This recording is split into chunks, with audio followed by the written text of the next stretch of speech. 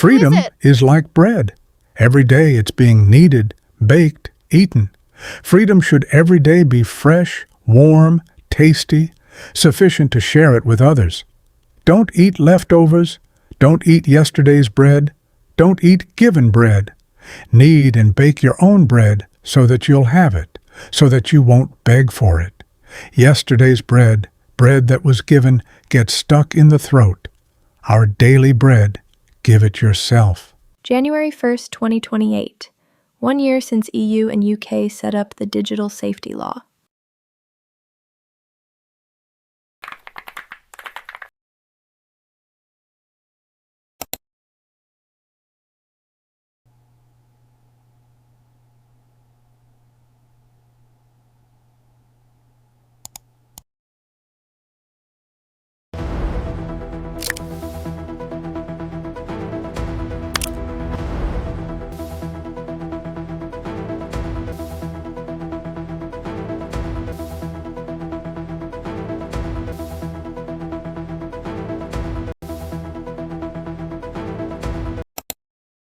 Is that some of the same tricks that have been employed by authoritarian regimes in places like Russia or China and Iran are now being also used in some Western countries.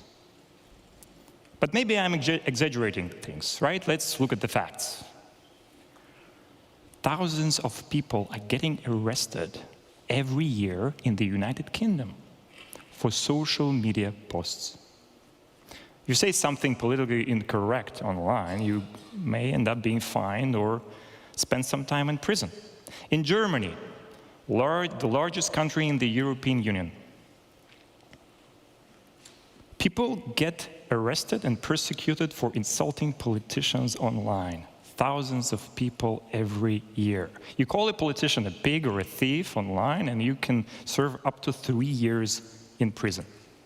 So now people are afraid to use their real identities.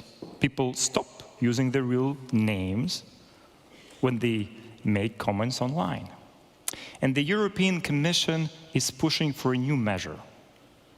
A measure to require that all social media users present their IDs before they can access social media sites.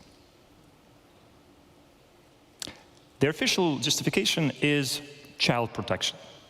They want to ban social media services for everybody under 16. And for that, they need people to verify their age by presenting their ID.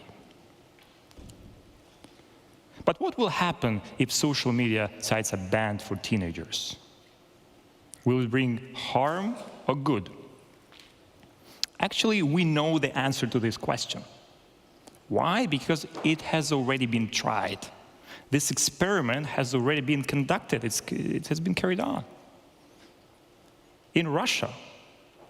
So Russia banned Telegram, the largest social media platform at the time, for all of its citizens, because we refused to comply with their demands for mass surveillance and censorship.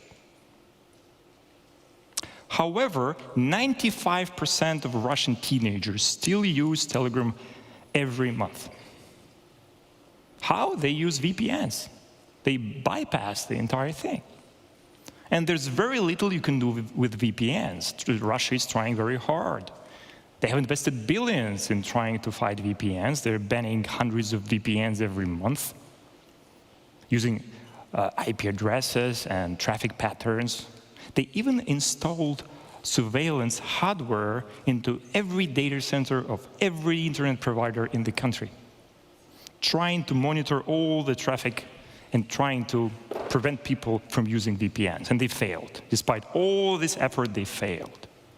The majority of the population of Russia still uses Telegram. The majority of the population of Iran still uses Telegram as well, despite the fact that Iran has been blocking Telegram for all of its citizens since 2018. So we know exactly what happens when you ban social media for part of your population. They just switch to VPN.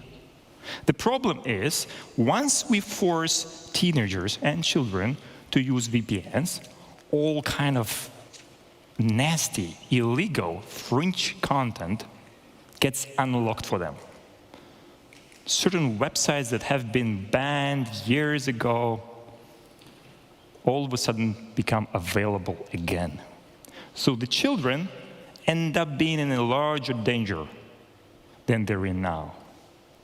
And you can ask yourself, so if this policy is destined to fail, and obviously we see how it played out in other countries, why is the European Commission and the United Kingdom and Australia and Canada and some other countries are pushing for this measure? Is it incompetence? Maybe. But the British government seems to have given an answer to this question. Publicly, they promoted the Online Safety Act as a set of laws to protect children,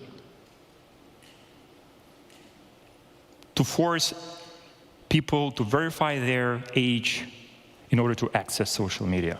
They needed to protect children. Privately, though, they offered a different explanation. In their submission to the High Court of England, published last year, the British government said that the principal part of the Online Safety Act had nothing to do with protecting children. Instead, they said, and I quote, "The main part of the Online Safety Act was aimed at capturing large platforms with significant influence over public discourse." Now, let's think about it. They used protection of children as a pretext, where in fact, they wanted more control over political speech online.